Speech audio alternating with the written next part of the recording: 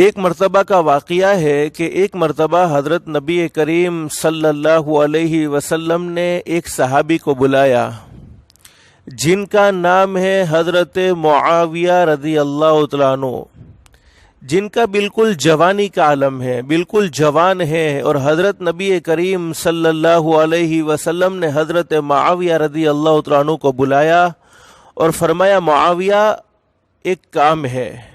اب حضرت معاویہ رضی اللہ تعالیٰ عنہ نبی کریم صلی اللہ علیہ وسلم کی خدمت عالیہ میں تشریف لائے۔ فرمائیے میرے محبوب، میں آپ کی خدمت کے لیے تیار ہوں، آپ کیا فرمانا چاہتے ہیں؟ تو حضرت نبی کریم صلی اللہ علیہ وسلم نے فرمایا معاویہ،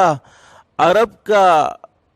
ایک قبیلہ یا ایک جگہ کا نام ہے غسان، غسان کا ایک شہزادہ ہے جو مسلمان نہیں ہے، جو اسلام کو ماننے والا نہیں ہے، جو اسلام مذہب پر عمل کرنے والا نہیں ہے، اس نے مجھے پیغام بھیجا ہے کہ وہ مجھے کوئی ہدیہ دینا چاہتا ہے، وہ مجھے کوئی تحفہ دینا چاہتا ہے، اور میں اس کے ہدیے کو، اس کے تحفے کو قبول کرنا چاہتا ہوں۔ مجھے اس کے ہدیے سے کوئی لینا دینا نہیں، لیکن ہو سکتا ہے اس کا ہدیہ قبول کر لوں، اللہ اس کو اس کی برکت سے دولت ایمان سے نوازے۔ اور ہدیے کا لین دین سنت ہے، لیکن کب؟ جب دنیاوی غرض نہ ہو، جب دنیاوی کوئی ضرورت نہ ہو۔ جیسے ایک آدمی نے کسی سے قرض لیا ہے، اب قرض لیا ہے کہ سامنے والا مجھ سے پیسے کا مطالبہ نہ کرے، سامنے والا مجھے ڈھیل دیتا رہے، تو مٹھائی کا ایک باکس لا کر دے دیا کہ ابھی وہ چپ رہے، مجھ سے پیسے نہ مانگے، تو یہ ہدیہ نہ ہوا، یہ تو رشوت ہو گئی۔ اسی طریقے سے ہم کو کسی سے کوئی کام نکالنا تھا، ہم کو کسی سے کوئی دنیاوی غرض مطلوب تھی، اور اس میں اس کو ہدیہ پیش کر دیا، تو یہ ہدیہ نہ رہا، بلکہ دینے والا بھی رشوت دینے والا اور لینے والا بھی رشوت لینے والا رہا۔ جیسے ہم بعض دفعہ نہیں ہوتا، سرکاری کوئی کام کاج ہوتا ہے تو کوئی پہچان والا آدمی ہوتا ہے، تو بھئی اتنے فلانے میں تم کو اپنی طرف سے ہدیہ دیتا ہوں، حالانکہ اس وقت وہ ہدیہ نہیں ہوتا، چونکہ وہ ہماری ضرورت ہمیں پوری کروانی ہوتی ہے تو وہ رشوت ہوتی ہے۔ بہرحال موضوع یہ نہیں ہے، میں بات اصل یہ کہنا چاہتا تھا، حضرت نبی کریم صلی اللہ علیہ وسلم نے حضرت معاویہ رضی اللہ تعالیٰ عنہ کو بلایا، اور حضرت معاویہ رضی اللہ تعالیٰ عنہ سے فرمایا کہ غسان کا ایک شہزادہ ہے جس نے مجھے پیغام بھیجا ہے کہ وہ مجھے کوئی ہدیہ دینا چاہتا ہے، وہ مجھے کوئی تحفہ دینا چاہتا ہے، اور مجھے اس کے ہدیے سے کوئی لینا دینا نہیں ہے، لیکن ہو سکتا ہے میں اس کے ہدیے کو قبول کر لوں، اللہ اس کو ایمان کی دولت سے نواز لے۔ لیکن ہمارے نبی نے کیا فرمایا؟ معاویہ سن لو، تم کو مدینے کے باہر جانا ہوگا، مدینے کے کنارے پر کھڑے رہنا ہوگا، مدینے کے باہر جانا ہوگا۔ وہ مسلمان نہیں ہے، اس کے ساتھ بہت سارے لوگ ہوں گے، ناچنے والے، گانے والے، بجانے والے، وہ مدینے کے اندر نہیں آئے گا، تم کو ہدیہ مدینے کے باہر جا کر لانا ہے۔ اور ہمارے نبی نے فرمایا معاویہ ہدیہ لے کر آنا۔ اب حضرت نبی کریم صلی اللہ علیہ وسلم کے کہنے پر، حضرت نبی کریم صلی اللہ علیہ وسلم کے حکم پر حضرت معاویہ رضی اللہ تعالیٰ عنہ مدینہ المنورہ کے شہر کے باہر گئے ہیں اور اس شہزادے کا انتظار کر رہے ہیں۔ تھوڑی دیر میں وہ شہزادہ آیا، اور شہزادے کے ساتھ جیسے ہمارے نبی نے فرمایا تھا، اس کے ساتھ ناچنے والے، گانے والے، بجانے والے، بڑی دھوم دھام سے وہ نکل رہا ہوگا، کئی گھوڑے ہیں، کئی ہاتھیاں موجود ہیں۔ اور اس نے حضرت معاویہ رضی اللہ تعالیٰ عنہ فرماتے ہیں میں نے وہ غسان کے شہزادے سے کہا کہ اے شہزادہ غسان، تجھے جو ہدیہ پیش کرنا ہے پیش کر دے، میں محمد کا غلام ہوں، اپنے آقا تک وہ ہدیہ پہنچا دوں گا صلی اللہ علیہ وسلم۔ لیکن وہ غسان کا شہزادہ، علماء فرماتے ہیں دماغ میں گرمی تھی، بعض دفعہ آدمی کو اللہ پاک مال دیتا ہے تو دماغ گرم ہو جاتا ہے، اور دماغ میں گرمی چڑھتی رہتی ہے، تو وہ دماغ میں گرمی گھمنڈ تھا، تو گھمنڈ کی وجہ سے کہہ دیا او غلام، ویسے ہی میں ہدیہ نہیں دوں گا، میرے پیچھے پیچھے چلنا پڑے گا، میرے پیچھے پیچھے چلنا پڑے گا۔ اب حضرت معاویہ رضی اللہ تعالیٰ عنہ کے بارے میں علماء فرماتے ہیں وہ غسان کا شہزادہ کہتا ہے کہ میرے پیچھے پیچھے چلو، جب تک میں تمہیں چلاؤں وہاں تک چلنا ہوگا، اس کے بعد میں تمہیں ہدیہ دوں گا۔ حضرت معاویہ رضی اللہ تعالیٰ عنہ فرماتے عرب کی چلچلاتی دھوپ، اور علماء نے فرمایا نبی کریم صلی اللہ علیہ وسلم کی محبت میں غربت تھی، اس وجہ سے جوتے نہ پہنے یا جوتے پہننا بھول چکے تھے، دے اور بغیر جوتے کے چلے گئے حضرت نبی کریم صلی اللہ علیہ وسلم کے حکم کو پورا کرنے کے لیے۔ لیکن عرب کی چلچلاتی دھوپ، اب حضرت معاویہ رضی اللہ تعالیٰ کے پیر جل رہے ہیں اور وہ غسان کے شہزادے سے کہہ رہے ہیں، اے شہزادہ غسان، غسان عرب کے کسی علاقے کا یا کسی قبیلے کا نام ہے، اللہ ہی جانتا ہے۔ وہ غسان کے شہزادے سے کہہ رہے ہیں، او شہزادہ غسان، تیرے پاس اتنے سارے جوتے ہیں، تیرے پاس اتنے سارے چپل ہیں، کوئی ایک آدھ چپل مجھے دے دے تاکہ تو جہاں تک چلائے وہاں تک میں چلنے کے لیے تیرے ساتھ تیار ہوں۔ حضرت معاویہ رضی اللہ تعالیٰ نے جب یہ بات کہی تو وہ غسان کا شہزادہ، جس کے دماغ میں گھمنڈ بھرا ہوا تھا، جس کے دماغ میں تکبر بھرا ہوا تھا، وہ کہنے لگا، اے غلام خاموش، اس لیے کہ میرا جوتا تو شاہی جوتا ہے، میرا چپل تو شاہی چپل ہے، اور تو محمد کا غلام ہے، اور میں شاہی چیزیں غلاموں کو نہیں دیا کرتا ہوں، میں شاہی جوتے غلاموں کو نہیں دیا کرتا ہوں۔ حضرت معاویہ رضی اللہ تعالیٰ پھر دوڑ رہے ہیں، اب عرب کی چلچلاتی دھوپ، پھر حضرت معاویہ رضی اللہ تعالیٰ پیر پکڑ کر بیٹھ گئے اور فرمایا، اے غسان کے شہزادے، اللہ کے واسطے مجھ پر رحم کر، تیرے پاس اتنے سارے گھوڑے ہیں، اتنے سارے اونٹ ہیں، اتنے سارے ہاتھی ہیں، کوئی ایک چیز مجھے دے دے، کسی ایک سواری پر مجھے سوار کر دے، تو جہاں تک چلائے گا وہاں تک میں تیرے ساتھ چلنے کے لیے تیار ہوں۔ میرے پاس جوتے نہیں ہیں، میرے پیر کے تلوے جل چکے ہیں، لیکن وہ غسان کا شہزادہ ایک ہی بات کہہ رہے ہیں، اے محمد کے غلام، میرا گھوڑا شاہی گھوڑا، میرا اونٹ شاہی اونٹ، میرا ہاتھی شاہی ہاتھی، میرا جوتا شاہی جوتا، اور تو محمد کا غلام ہے، اور میں شاہی چیزیں غلاموں کو نہیں دیا کرتا ہوں۔ علماء نے لکھا ہے کہ آج کے زمانے کے اعتبار سے حضرت معاویہ رضی اللہ عنہ کو 6 کلومیٹر تک دوڑایا ہے، 6 کلومیٹر تک حضرت معاویہ رضی اللہ عنہ اس کے پیچھے دوڑ کر گئے ہیں، اور 6 کلومیٹر دوڑنے کے بعد اس غسان کے شہزادے نے یوں ہدیہ پھینکا کہ اے محمد کے غلام، جا اپنے آقا کو پہنچا دینا۔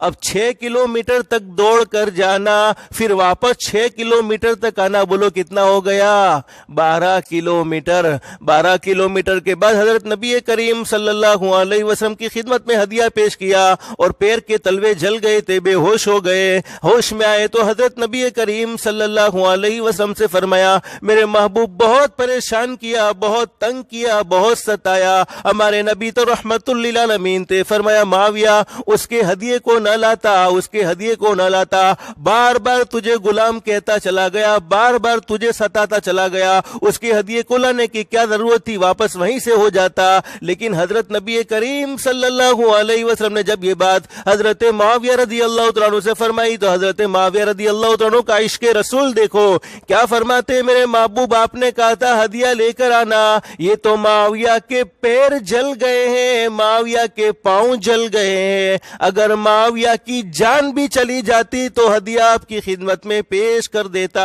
اس لیے کہ معاویہ سب کر سکتا ہے لیکن آپ کے حکم کی خلاف ورزی نہیں کر سکتا ہے۔ بہرحال واقعہ یہ ہے کہ حضرت معاویہ رضی اللہ تعالیٰ عنہ نے ہدیہ حضرت نبی کریم صلی اللہ علیہ وسلم کی خدمت میں پہنچا دیا۔ اس واقعے کو 35 سال گزر گئے۔ کتنے سال؟ 35 سال گزر گئے۔ حضرت نبی کریم صلی اللہ علیہ وسلم دنیا سے پردہ فرما گئے۔ حضرت ابو بکر صدیق رضی اللہ عنہ کی خلافت کا زمانہ مکمل ہو چکا ہے۔ حضرت عمر فاروق رضی اللہ عنہ کی خلافت کا زمانہ مکمل ہو چکا ہے۔ حضرت عثمان رضی اللہ عنہ کی خلافت کا زمانہ مکمل ہو چکا ہے۔ حضرت علی رضی اللہ عنہ کی خلافت کا زمانہ مکمل ہو چکا ہے، اور حضرت حسن رضی اللہ عنہ کی خلافت کا زمانہ مکمل ہو چکا ہے۔ وہ دور آیا کہ حضرت معاویہ رضی اللہ عنہ امیر المؤمنین بنے ہیں، اور علماء فرماتے ہیں حضرت معاویہ رضی اللہ عنہ کو اللہ پاک نے ایسی زبردست بادشاہت نصیب فرمائی تھی کہ 65 لاکھ مربع میل پر اکیلے حکومت کرتے تھے، یہاں تک کہ بمبئی تک ان کی حکومت آ چکی تھی۔ حضرت معاویہ رضی اللہ عنہ کے زمانے میں فتوحات ہی فتوحات کے دروازے کھلتے چلے جا رہے ہیں۔ لیکن ایک مرتبہ ہوا ایسا کہ حضرت معاویہ رضی اللہ عنہ اپنے کمرے میں بیٹھے ہوئے ہیں، اور کسی خوشخبری دینے والے نے آ کر خوشخبری دی،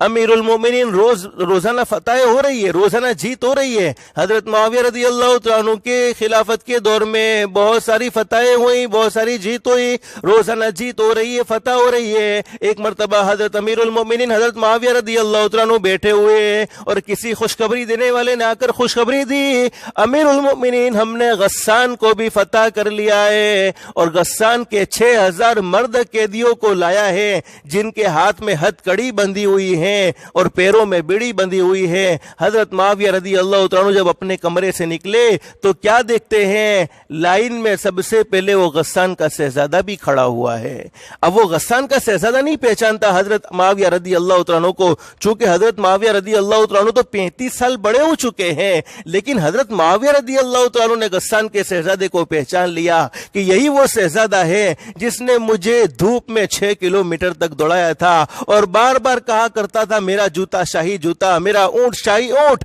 میرا گھوڑا شاہی گھوڑا، اور تو محمد کا غلام ہے۔ حضرت معاویہ رضی اللہ تعالیٰ نے اس شہزادے کو پہچان لیا تو خادم کو حکم دیا کہ اس کے ہاتھ کی ہتھکڑیوں کو کھول دیا جائے اور اس کی پاؤں کی بیڑیوں کو کھول دیا جائے اور اس کو اس کمرے میں آرام میں پہنچا دو جس کمرے میں آرام کرتا ہوں، اس کو شاہی بستر پر سلا دو۔ علماء فرماتے ہیں 1 مہینے تک حضرت معاویہ رضی اللہ تعالیٰ عنہ نے اس غسان کے شہزادے کی خدمت کی ہے۔ 1 مہینے تک خود فقر و فاقہ میں زندگی گزارتے تھے لیکن اس کو شاہی کھانا کھلاتے تھے،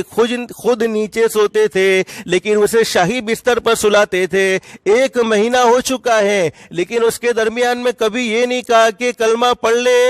کبھی یہ نہیں کہا کہ مسلمان بن جا، کبھی یہ نہیں کہا کہ تو نے میرے ساتھ کیا سلوک کیا تھا، تو نے میرے ساتھ کیا برتاؤ کیا تھا۔ 1 مہینہ گزرنے کے بعد حضرت معاویہ رضی اللہ تعالیٰ نے اس غسان کے شہزادے سے فرمایا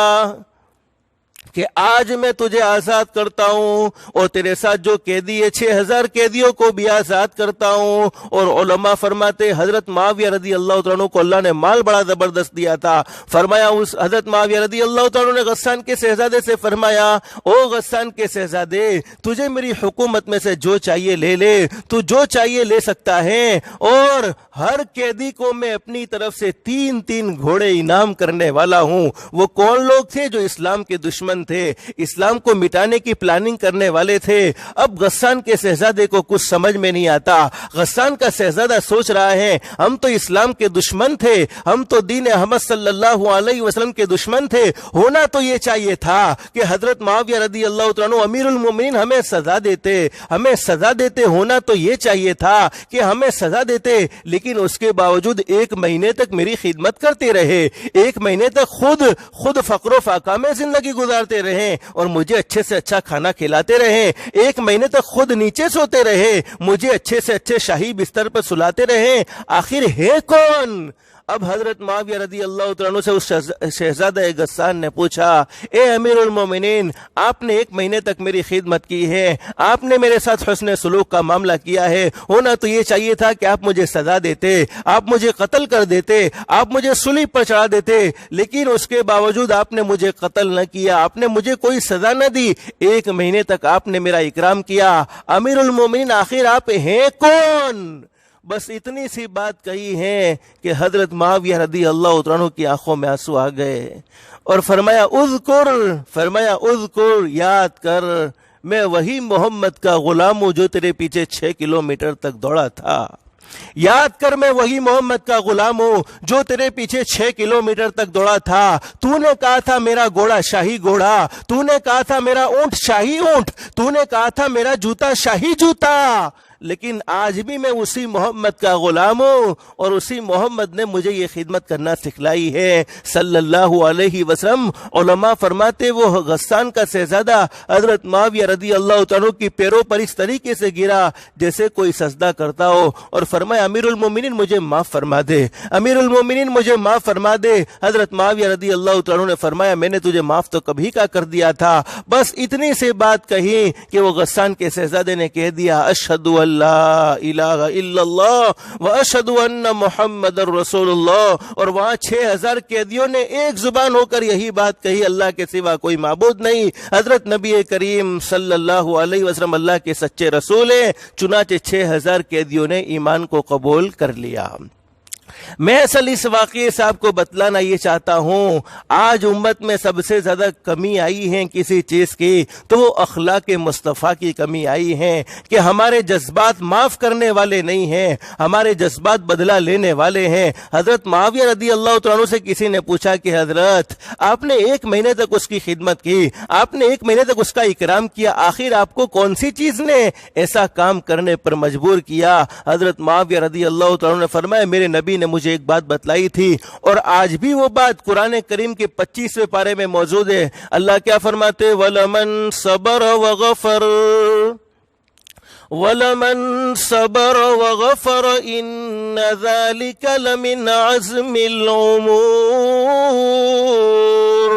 اللہ فرماتے میرا کوئی بندہ بدلہ لینے کی طاقت رکھنے کے باوجود، جیسے ہمارے ساتھ کسی نے برا سلوک کیا ہے، ہمارے ساتھ کسی نے برا برتاؤ کیا ہے، ہم بدلہ لینے کی پوری طاقت رکھتے ہیں، بدلہ لینے کی طاقت رکھنے کے باوجود سامنے والے کو معاف فرما دے، اس سے بڑا ہمت والا کام کوئی نہیں ہو سکتا، بلکہ وہ زمین پر معاف کرتا ہے، اللہ آسمان پر اس کے گناہوں کو معاف فرما دیتا ہے۔ بعض دفعہ آدمی معاف کرتا ہے کہ کچھ کر نہیں سکتا، لیکن کوئی ایسا آدمی ہے جو ہم سے چھوٹا ہے، ہم پر اس کو پورا حق حاصل ہے، اور وہ ہمارے ساتھ برا سلوک کرے اور ہم اس کو معاف فرما دے، اللہ آسمان پر ہمارے گناہوں کو معاف فرما دے گا۔ لیکن ہمارے اخلاق کتنے بگڑ گئے میرے پیارو، ہم تو نہ اپنے بھائی کی غلطی کو معاف کرتے ہیں، نہ اپنی بیوی کی غلطی کو معاف کرتے ہیں، بیوی پر ظلم و ستم، بھائیوں پر ظلم و ستم، رشتہ داروں پر ظلم و ستم، اور یہاں تک کہ حد ہو گئی ہم نے تو اپنے ماں باپ پر بھی ظلم و ستم کیا ہے۔ اللہ ہم سب کو معاف فرمائے، اور اللہ ہم سب کو معاف کرنے کا جذبہ نصیب فرمائے۔ میرے بھائیوں، حضرت موسیٰ علیہ السلام اللہ سے باتیں کرتے تھے، سب کو معلوم ہے، کوہ طور پر جاتے تھے، اللہ سے باتیں کرتے تھے۔ قرآن کریم میں فرمایا وَكَلَّمَ اللَّهُ مُوسَىٰ تَكْلِيمًا، اللہ